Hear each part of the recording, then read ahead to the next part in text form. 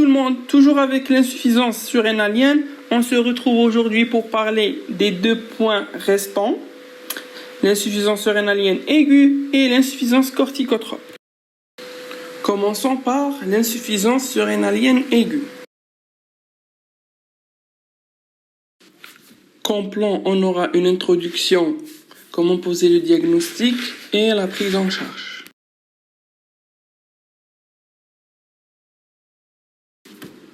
En introduction, l'insuffisance surrénalienne aiguë est une urgence diagnostique et thérapeutique extrême. Dès que le diagnostic est suspecté, la prise en charge doit être commencée même avant de confirmer le diagnostic. Donc, comme son nom l'indique, elle est d'installation aiguë. Donc, les signes sont plus bruyants et le risque de décès est très élevé. Elle est secondaire soit à une ISC décompensée, soit révélatrice d'un bloc enzymatique en 21 hydroxylase, comme on a dit la dernière fois, ou elle est d'origine vasculaire, soit une hémorragie bilatérale des surrénales, un traumatisme abdominal ou une coagulopathie comme une CIVD. Passons au diagnostic. Comme on a dit, une fois l'ISA suspecté, il faut commencer le traitement avant même de confirmer le diagnostic. Donc, cliniquement, on retrouve une déshydratation, une confusion pouvant aller jusqu'au coma, une hyperthermie secondaire à la déshydratation, des troubles digestifs, surtout les troubles de transit à type de diarrhée et constipation, des douleurs diffuses à type de myalgie, crampe ou autre, et dans les cas extrêmes, on peut avoir un collapsus, voire un état de choc. Et biologiquement, on retrouve une hémoconcentration, une hyponatrémie, une hypercalémie, d'où l'intérêt de faire en urgence un ECG, une insuffisance rénale aiguë, et sans oublier le bilan du facteur déclenchant. Et aucun bilan ne doit retarder la prise en charge thérapeutique.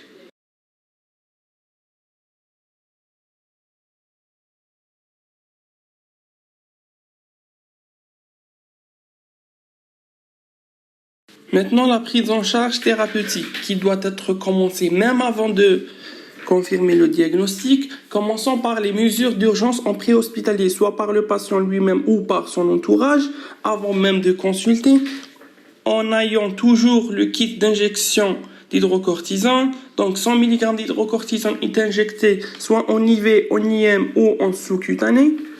Hospitalisation en réanimation dès l'admission au service hospitalier. Puis l'équilibre hydroélectrolytique, d'abord 500 cc de sérum salé isotonique en 30 minutes si présence de collapsus. Puis la supplémentation en sodium et en glucose est en fonction du ionogramme et des glycémies.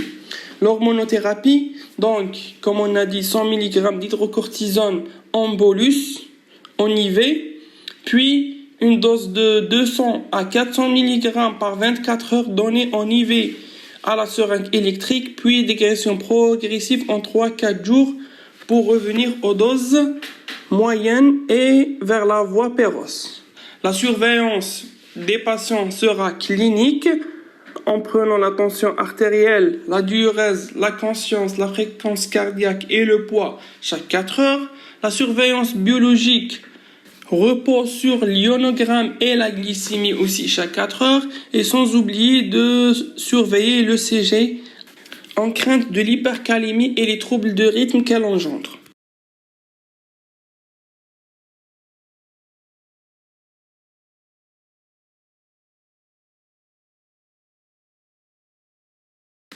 Arrivons maintenant au dernier chapitre, qui est l'insuffisance corticotrope et corticothérapie.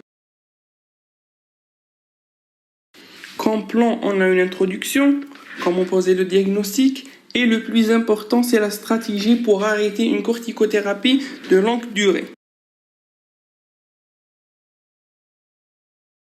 En introduction, l'insuffisance corticotrope est un déficit en glucocorticoïdes d'origine centrale, c'est-à-dire hypothalamo-hypophysaire, par déficit de la CRH et ou de la CTH. Donc c'est une pathologie centrale ou secondaire contrairement à l'insuffisance surrénalienne qui est d'origine périphérique.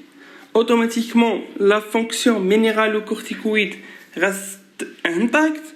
Elle est souvent secondaire à une corticothérapie de longue durée ou moins fréquemment à un adénome hypophysaire. Le diagnostic d'abord clinique, on a une asthénie, un amaigrissement, des troubles digestifs, une hypotension, mais en absence de risque de collapsus, en ayant le système rénine-angiotensine-aldostérone toujours intact, pouvant compenser cette première. Et en opposition à l'insuffisance surrénalienne où il y a une mélanodermie par augmentation de l'ACTH, dans l'insuffisance corticotrope, il y a une dépigmentation, car l'ACTH, elle est effondrée. Et en dehors d'un contexte de corticothérapie, on peut retrouver des signes d'adénome hypophysaire à type de céphalée, troubles visuels, etc. Et biologiquement, on retrouve une hyponatrémie, une hypoglycémie, une ACTH effondrée. La calémie et l'aldostéronémie sont en règle normaux. La cortisolémie à 8 heures, elle est basse avec un test au synactin qui est négatif. Ça peut paraître paradoxal, mais la glande étant longtemps inactive, elle va perdre sa sensibilité à l'ACTH, d'où le test de synactin négatif.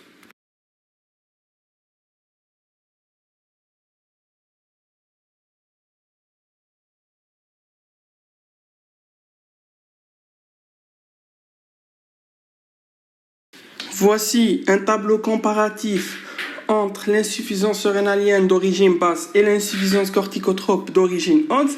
Donc cliniquement, on a une mélanodermie contre une pâleur et une dépigmentation.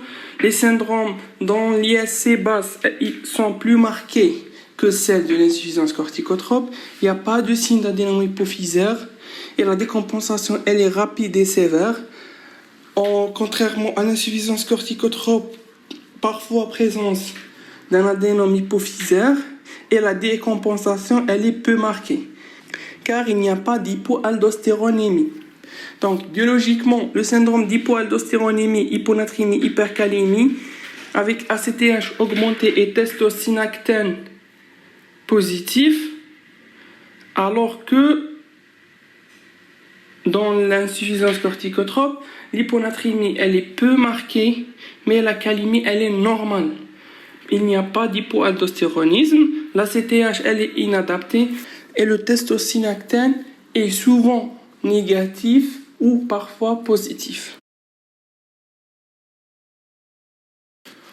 Pour prévenir cette insuffisance corticotrope, une stratégie pour arrêter une corticothérapie de longue durée est bien instaurée. D'abord, il faut définir la corticothérapie de longue durée, qui est une corticothérapie de plus de 0,5 mg par kilogramme d'équivalent de prednisone prise pendant plus de 2 semaines. Donc, l'insuffisance corticotrope sous corticothérapie est constante par l'inhibition de l'ACTH par les corticoïdes de synthèse et en fonction de la durée de traitement, 3 situations seront possibles selon le consensus de 2015. Donc, pour une durée de moins de 3 semaines, il n'y a pas de surveillance car il n'y a pas de risque d'insuffisance corticotrope. Pour un traitement entre 3 semaines et 3 mois, on fait un dosage de la cortisolémie s'il y a les signes d'alerte d'insuffisance corticotrope. Et pour une durée de plus de 3 mois de traitement, la surveillance et les dosages sont systématiques. Pour éviter que celle-ci se produise, on va expliquer la procédure en prenant un exemple. Monsieur XY est sous 40 mg par jour de prednisone pendant plus de 3 mois et on envisage son arrêt. On dégraisse 5 mg chaque semaine. Après quelques semaines, on arrive à 5 mg par jour.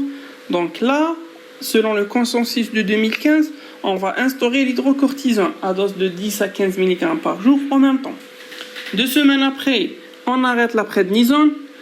Quelques semaines après l'arrêt, on dose la cortisolémie à 8 heures.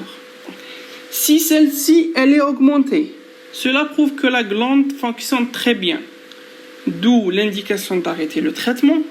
Si celle-ci elle est normale, là il faut faire un test au synactène. Si ce dernier il est positif, donc la même signification qu'une cortisolémie augmentée, arrêt du traitement. S'il est négatif, on doit refaire une évaluation dans 6 semaines en continuant toujours le traitement par l'hydrocortisone. Il faut savoir qu'un grand pourcentage des patients ne retrouvent pas leur fonction surrénalienne correcte et vont poursuivre le reste de leur vie avec la substitution par l'hydrocortisone. C'est vrai que dans certaines situations, une corticothérapie au long cours, elle est inévitable, mais parfois il s'agit d'un usage abusif des corticoïdes, ce qui va donner des dégâts irréparables. Donc la corticothérapie doit être bien instaurée, bien entretenue et bien arrêtée.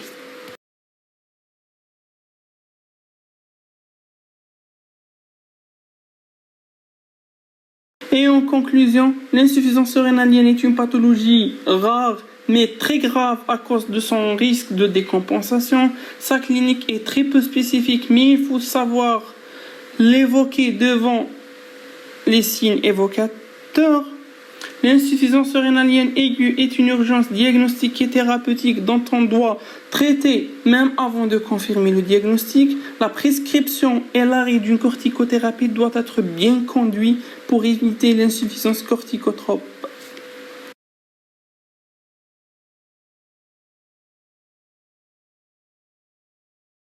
On est arrivé à la fin de cette deuxième vidéo.